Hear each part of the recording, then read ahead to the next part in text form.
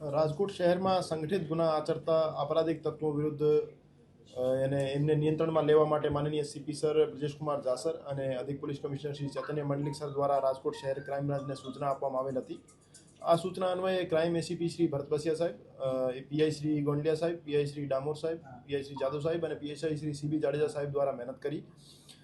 શહેરમાં છેલ્લા ઘણા વર્ષોથી સંગઠિત ગુના આચરતી અલ્તાફ 6 આંગળીની ટોળકી વિરુદ્ધ આજે ડીસીબી પોલીસ સ્ટેશનમાં જીસીટીઓસીની યોગ્ય કલમો હેઠળ એક ગુનો દાખલ કરવામાં આવેલ છે। આ ટોળકીમાં 6 સભ્યો વિરુદ્ધ 2016 થી 2026 સુધી કુલ 46 ગંભીર પ્રકારના ગુના દાખલ થયેલા છે, જેમાં લૂંટનો 1 ગુનો, મર્ડર અને અટેમ્પ્ટ ટુ મર્ડરના 2 ગુના, રાયોટિંગના 5 ગુના, મારામારીના 6 ગુના અને દારૂ જુગારના કુલ 33 ગુના ધ્યાને લેવામાં આવેલ છે।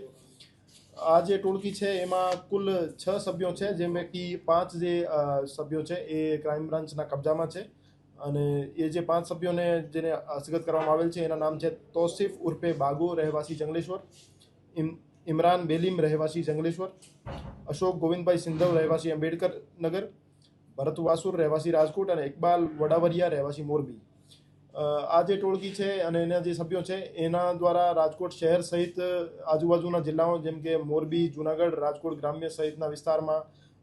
દારૂ, પ્રોહિબિશન અને જુગારની પ્રવૃત્તિઓ ચલાવવામાં આવતી હતી અને મોટાભાગના જે છે એ લિસ્ટેડ બુટલેગર્સ છે અને એનું મૂળ કામ જે છે બુટલેગિંગ કરી નાના નાના બુટલેગર્સને દારૂ સૌરાષ્ટ્રના અમુક જિલ્લાઓમાં સપ્લાય કરવાનું કામ છે। તો દારૂ જુગારની જે બદીઓ છે એને નિયંત્રણમાં રાખવા માટે આ જે ટોળકી વિરુદ્ધ જીસીટીઓસી દાખલ થયેલી છે એ દાખલારૂપ એને સાબિત થશે અને આવનાર ભવિષ્યમાં પણ બે જે બીજી ટોળકીઓ રાજકોટ શહેરમાં એક્ટિવ છે એના વિરુદ્ધ જીસીટીઓસીની કાર્યવાહી કરવામાં આવશે। અલ્તાફ 6 આંગળી નામનો આરોપી જે છે એ ફરાર છે। એના વિરુદ્ધ મોટાભાગના પ્રોહિબિશનના ગુના દાખલ થયેલા છે અને અત્યારે પણ પીસીબી અને એક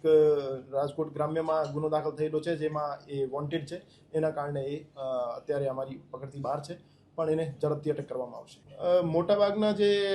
આ ટોળકીના સભ્યો છે એમની આજીવિકાનો મૂળ સ્ત્રોત દારૂની પ્રવૃત્તિઓ અને જુગારની પ્રવૃત્તિઓ ચલાવી અને